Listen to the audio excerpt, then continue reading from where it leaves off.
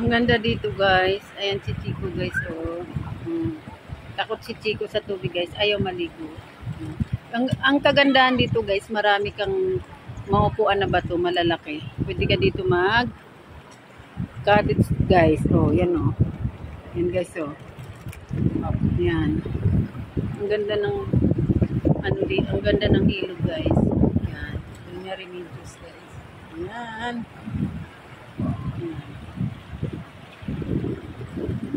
Sarap talaga guys pag nasa probinsya ka, makaka-relax ka talaga dito. Kapag may problema ka guys, dito ka lang pumunta. Yan, dito ka magmuni-muni guys. Kasi tahimik dito guys. Mare-relax yung isip mo. Yan.